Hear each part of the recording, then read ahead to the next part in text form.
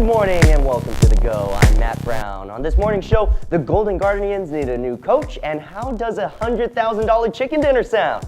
But first, we head to Burbank and the Blizzard Arena. We're going to start off our show taking a look at the key match of the night, the battle for third in the standings, the Seoul Dynasty and the Houston Outlaws. We start out on map 4, where the Outlaws need a win to bring the match in a tiebreaker map on Lijiang Tower. The Dynasty attack first, and Fleta is dominant. Before the first checkpoint, Fleta headshots are insane, taking out a majority of the Outlaws. They bring the push all the way just to point 3, but hit the Outlaws' wall.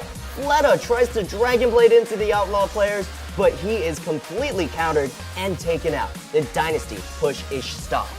The Outlaws push is strong on the other end, thanks to Cool Matt's Diva getting picks and incredible riptires to take out the Dynasty. Muma shoves the Dynasty back, and Raucus keeps the Outlaws healed up for a victory. We're heading to Lijiang Tower. The Dynasty take round 1. The Outlaws need to win the next 2 to take the victory today, and Jake starts it off strong with a pulse bomb, taking out both supports of the Dynasty. Fleta and Miro try to keep the dream alive, but the Outlaws take him out. Take round 2 as well. It all comes down to that all-important round 3 on Lijiang Tower. The Dynasty dominate before anyone takes the point, getting a full team wipe on the Outlaws. The defense is strong as well. Ryu Jae-hong shows just how dominant he is, taking out the assault of the Outlaws. The match ends with a bang from Fleta's Riptire, and the Dynasty take the win on Lijiang Tower. They stop their losing streak and end the Outlaws, finishing with a 3-2 victory. Now, the Dynasty may have won the game overall, but you have to look at the facts. The Houston Outlaws were playing injured. They're missing their silent killer and star DPS Linkser, and Clockwork played great given the circumstance, but it was not the best the Outlaws could have been. They came close to taking a victory from the Dynasty, who were playing at full strength. The Outlaws are definitely not out of the running, but they definitely are going to want this game back later in the season when they are vying for playoff spots. And the last match of the night was a battle for the middle of the league. The Gladiators were looking to bounce back after some tough losses and finish the week with an even record. And the Boston Uprising were looking to continue to upset teams who started the seasons better than they did. Surefour leads the charge on Numbani for the Gladiators, taking out key members of the Uprising to push the payload further. The Uprising defense is strong, and it comes down to the wire on the first payload checkpoint. Surefour tries to deadeye the Uprising, but fails to hit anyone. In the end, the Uprising grind out the Gladiators and stop them from getting any further. The Uprising's push is another story, though. Dreamcasper starts it off strong, blade dashing through the Gladiators, and he takes a quick nap at the end to keep himself rested for the next fight. A well-rested Dreamcasper now takes out his Dragon Blade, taking out the backline of the Gladiators. The Uprising easily push the payload to a victory on map 1. They go on to win the next 3 maps, taking a 4-0 victory over the Gladiators. Now, the Boston Uprising are continuing to look like a better team game by game. They are constantly proving themselves that they are the real deal, and they should not be underestimated. The Gladiators are having the opposite effect. I'll give you some more information on my opinion of the Gladiators later on in the show. Now, the first match of the day was between the San Francisco Shock and the Florida Mayhem. One team looking to prove themselves after a loss to the Outlaws, and another looking to work better as a team as a whole. And let's start the highlight. The Shock hit hard and fast, and Baby Bay is the biggest hitter. He swings his Dragon Blade, taking out the supports of the Mayhem. The next attack is even more successful. Sleepy hacks the Mayhem, and Baby Bay cleans up the defenseless Mayhem squishes. The Shock easily take point B. The Mayhem's attack is less successful. Baby hits him high with Widowmaker snipes, and Dante hits him low with Junkrat Riptires and Mines. The Mayhem do make it to point B, but are not able to get past the defense of the Shock. Swoosh makes a last-ditch effort towards the end, waving his arms around to try to capture the point, but to no avail. Shock win this map and the next 2, finishing with a 4-0 sweep over the Mayhem. Wow, the Shock did not disappoint. The offensive duo of Dante and Baby Bay shut down the Mayhem. Tavik never fully had the room to go off. Whenever he had some leeway, he had to switch to another hero to try and counter the onslaught of the Shock. The Mayhem are going to need to figure out what they need to get some more wins on the table. The question of their first sub may bring some life into this team.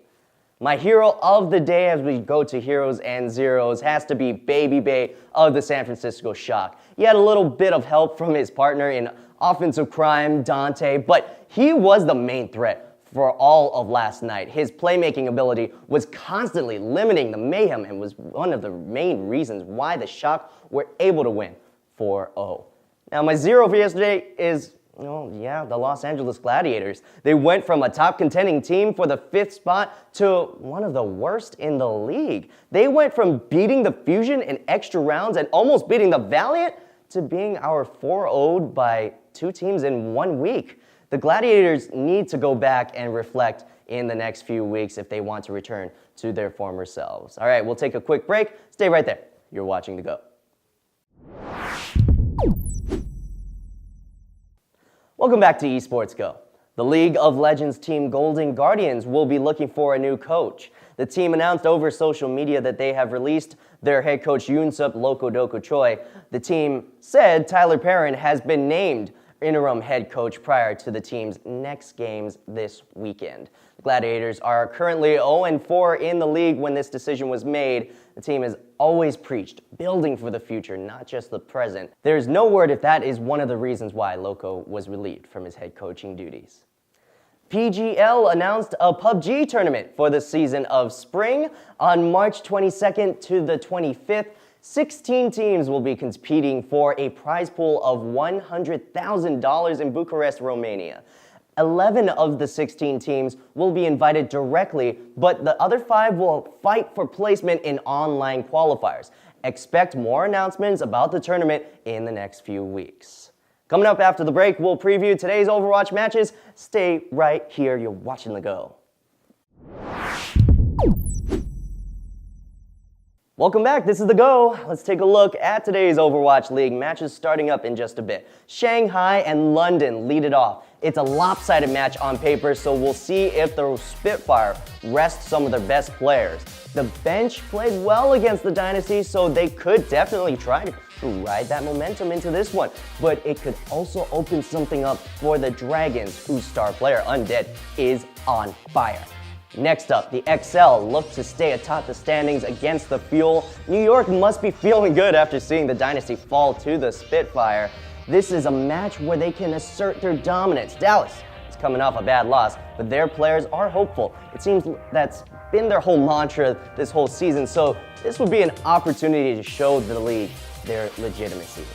And Boston and the LA Valiant clash in what could be the most intriguing match of the day, the last match of the day. The Uprising will look to end their back-to-back against the LA teams with a signature win. The Valiant are rolling after their sweep of the Fusion. They've got to be careful in this one. Their DPS play will need to flow and stay disciplined.